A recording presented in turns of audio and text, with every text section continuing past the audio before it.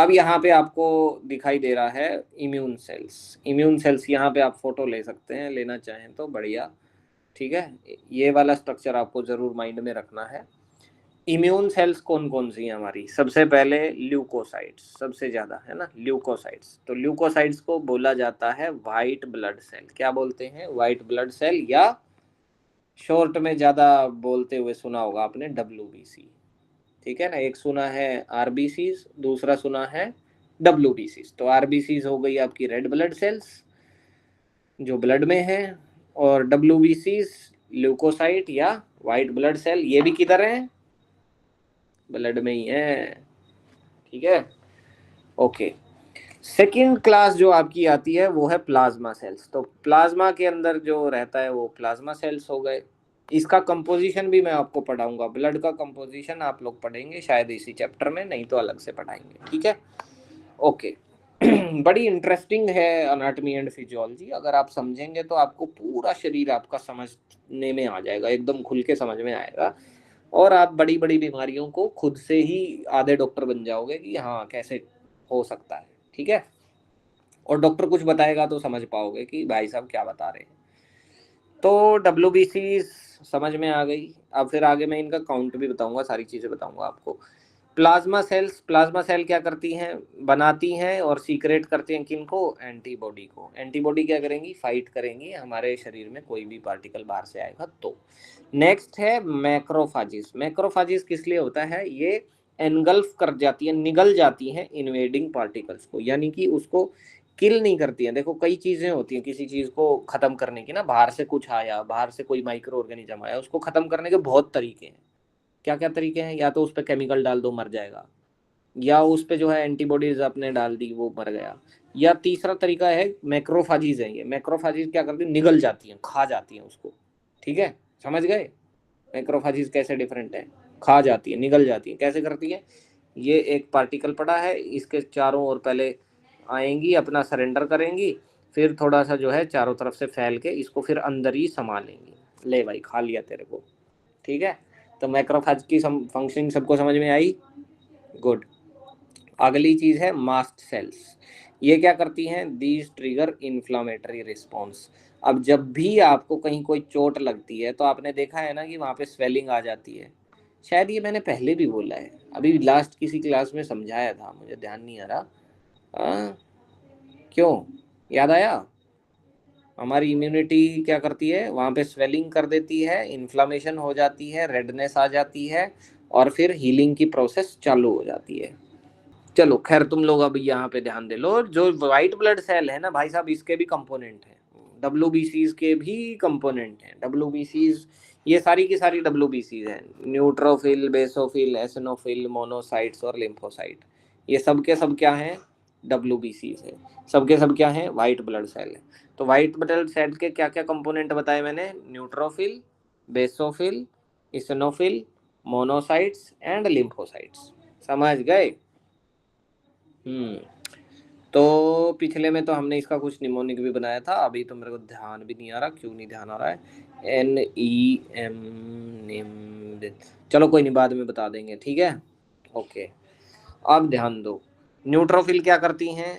ये इनका काम है एनगल्फिंग का और इन्फ्लामेशन का। तो इन्फ्लामेशन अभी अभी बताया ना, इन्फ्लामेशन करती है और एनगल्फ कर जाती है। एनगल्फ मतलब वही खा जाना है ना, जैसे ये ऊपर बताया था ना मैक्रोफाजीज वाला फंक्शन, यही सेम सेम सेम। सेकंड चीज है बेसोफिल। बेसोफिल भी इन्फ्लामेशन में हेल्प करती हैं। अगली चीज है इसनोफिल। इसनोफिल्स का काम क्या है? ये वॉर्म्स को डिस्ट्रॉय करती हैं और हाइपर सेंसिटिविटी रिएक्शंस हैं। हाइपर सेंसिटिविटी समझते हो? छोटी सी भी चीज आए तो उसके प्रति मतलब एक्टिव हो जाना, ठीक है। तो जैसे मैंने थोड़ी देर पहले आप लोगों में बोल रहा था ना कि इम्यूनिटी अगर बहुत ज़्यादा मतलब वो हाइपर हो जाए तो भी कई बार नुकसान हो जाता है। धूल के प्रति भी आप सेंसिटिव हो जाओगे, थोड़ी सी भी धूल आई, आछी आछी, समझ गए? तो वो चीज़ क्या है? वो एसिनोफिल्स की वजह से। अगली है मोनोसाइट्स। तो मोनोसाइट्स भी एनगल्फिंग का काम करती हैं, खा जाती हैं। अगला है लिम्फोसाइट। तो लिम्फोसाइट क्या करती है? स्पेसिफिक इम्यून रिस्पॉन्स जनरेट करती हैं। इनके बारे में हम आगे भी पढ़ेंगे। लिम्फोसाइट होते हैं अब 4 प्रकार के। लिम्फोसाइट के भी टाइप है। पहले तो भाई साहब लिम्फोसाइट क्या है, डब्ल्यूबीसी हैं। अब डब्ल्यूबीसी के भी 4 प्रकार हैं। कौन कौन से? बी सेल, टी सेल, और टी सेल भी 2 टाइप की, एक साइटोटॉक्सिक, दूसरी हेल्पर टी सेल्स, ठीक है।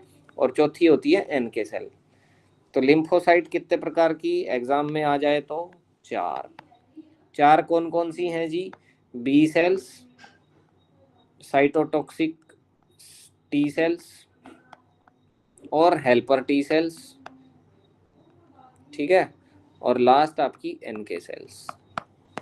इसका भी कुछ फॉर्मूला था, लास्ट टाइम पढ़ाया था, अब ध्यान आएगा तो वो भी बता देंगे, ठीक है। तो बी सेल सब लोग ध्यान देंगे। बी सेल का काम क्या है? वैसे तो इन सब का ही फंक्शन क्या है, मेनली बाहर के पार्टिकल से लड़ना है। तो ऐसे ही स्पेसिफिकली भी थोड़ी थोड़ी चीज़ें होती हैं, वो सब ध्यान देते रहिएगा। बी सेल क्या करेंगी? फॉरेन एंटीजन कोई आया ना, उसको रिकॉग्निशन का काम करेंगे। रिकॉग्निशन मतलब पहचानो कि कौन है, पहचानने का काम इनका है। अब जैसे आर्मी होती है ना, हमारी आर्मी में भी कई टाइप के लोग होते हैं। एक का काम है सिर्फ गोली मारने का, दूसरा बताएगा कि भाई गोली मारनी है कि नहीं मारनी, बात समझे? तो बताएगा कौन? जो पहचानता हो कि कौन अपना है कौन अपना नहीं है कि नहीं? जैसे अगर कश्मीर में आपकी तैनाती है तो कश्मीर में लोकल्स को पहचानना भी तो आना चाहिए ना, कि ये लोकल है या ये बाहर का व्यक्ति है ना? तो कैसे पहचानोगे? तो हर सैनिक तो नहीं पहचान सकता। कौन सा सैनिक पहचानेगा? जो लोकल एरिया में घूमता है। बात समझ में आई? तो बी सेल का काम क्या है? दे रिकॉग्नाइज फॉरेन एंटीजेंस। वो बाहर का कौन सा पार्टिकल आया उसको पहचानेगा, ठीक है। ये काम, पहचान का काम किसका है? बी सेल का। तो एग्जाम में डायरेक्ट क्वेश्चन आ सकता है कि these cells recognize foreign antigens, क्या नाम दोगे? B cells. अगर बी सेल ऑप्शन में ना मिले तो क्या लिखोगे? बताओ। लिम्फोसाइट। लिम्फोसाइट भी ना मिले तो क्या लिखोगे? डब्ल्यूबीसी। बात समझे? क्लियर? ठीक है, ओके। सेम अब आ जाइए साइटोटॉक्सिक टी सेल्स। तो टी सेल क्या करती हैं? ये भी रिकॉग्नाइज करती हैं और अटैक करती हैं। कौन सी सेल्स को? लेकिन cancerous and infected cells. Cancer cells पे अगर बात आ जाए कि कैंसर सेल को कौन रिकॉग्नाइज करता है, तो साइटोटॉक्सिक टी सेल्स। बात समझ में आई सबको? समझे कि नहीं? फॉरेन पार्टिकल्स बोले तो बी सेल। कैंसर वाली सेल्स को रिकॉग्नाइज करने का काम किसका? टी सेल का, साइटोटॉक्सिक टी सेल का। समझ गए? ठीक है, ओके। अगला है hyper T cells, helper. Sorry, helper का काम क्या है भाई? ये मदद करेगा। किस किस की मदद करेगा? बी सेल और टी सेल दोनों की मदद करेगा। इन दोनों की मदद करेगा इनको एक्टिवेट होने में, ठीक है। तो साइटोटॉक्सिक टी सेल्स और बी सेल्स दोनों को एक्टिवेट कौन करता है? Helper T cell. Helper T cell नहीं होगा तो एक्टिवेट नहीं हो पाएंगे। आपको बात समझ में आई? सेना के साथ में वो एनडीआरएफ की टीम भी चलती है ना, तो एनडीआरएफ की टीम में कुछ हेल्पर लोग भी होते हैं, वॉलेंटियर्स भी होते हैं। उनके बिना फंक्शन नहीं कर पाते ना वो लोग ठीक से। क्लियर? हाँ, जैसे आपदा के लिए अभी देख रहे हैं ना आप लोग कि एनडीआरएफ की टीमें आ रही हैं, एसडीआरएफ भी आ रहा है। तो ये है भाई, अकेले काम नहीं होता, साथ में हेल्पर चाहिए होते हैं काम ऑपरेशन को अंजाम देने के लिए। तो हेल्पर टी सेल्स का काम सबको समझ में आ गया? ओके। यहाँ पे एक चीज ध्यान दीजिए, कुछ लिखा हुआ है, पढ़ा सबने? Attacked by HIV।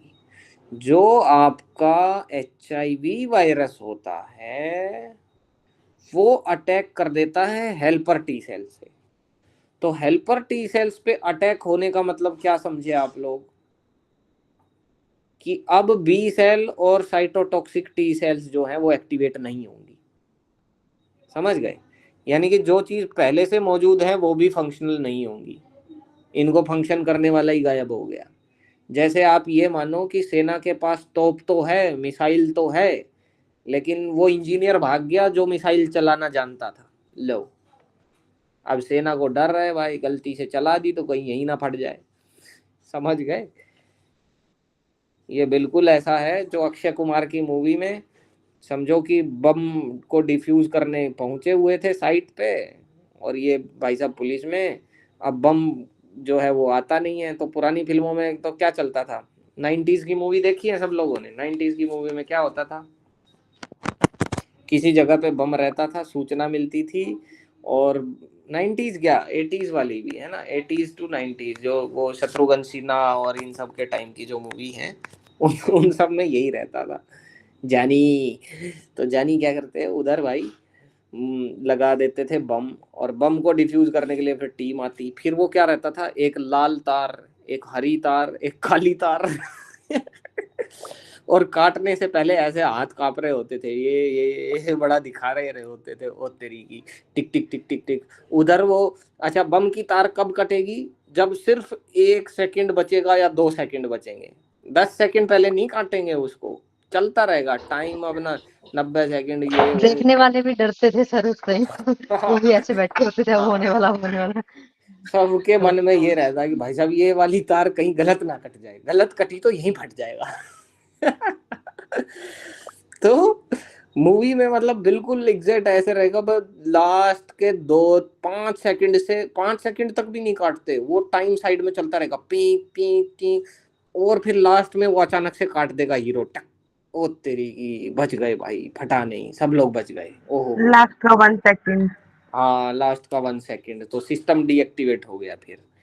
तो अब मैं आप लोगों को कहना ये चाह रहा था कि जो HIV वायरस है, जो भाई साहब एड्स कर देता है, वो करता क्या है, वो यहाँ पे गड़बड़ी कर देता है, वो जो तार काटने वाला है ना, उसी को काट देता है बोला कि लो, अब बम फटेगा ही फटेगा। बम क्यों फटेगा, अब किसी को काटना नहीं आता, समझ गए। तो जो हेल्पर टी सेल का काम था, साइटोटॉक्सिक टी सेल और बी सेल्स को एक्टिवेट करना, वो नहीं हो पाता है, वो नहीं होगा तो इम्यूनिटी गई। क्लियर, इम्यूनिटी गई तो बाहर से कुछ भी आएगा वो तुम पे राज करेगा ही करेगा। इसलिए जिनको हो जाता है फिर उनको भाई साहब एकदम केबिन में रखो, विजिटर्स से मत मिलाओ। और जो है बहुत उनको वो क्या बोलते हैं, आईसीयू में जो रखते हैं ना, आईसीयू में तुम लोगों ने देखा है ना, बाहर के चप्पल अलाउड नहीं होते। और डॉक्टर भी आते हैं तो कवर पहन के आते हैं, शू कवर, और बालों में भी, हाथों में भी, हर जगह, ताकि इन्फेक्शन ना हो। चल, अब आ जाओ एनके सेल्स पे। एनके सेल का काम है kill cells with guidance from antibodies. Antibodies बताएंगी कि किसको मारना है, ये मार देंगे, ये है शार्प शूटर्स, ठीक है। एनके सेल्स का काम क्या है, शार्प शूटर है, बॉस जैसा बोलेगा उधर ही जाके ठोक देंगे।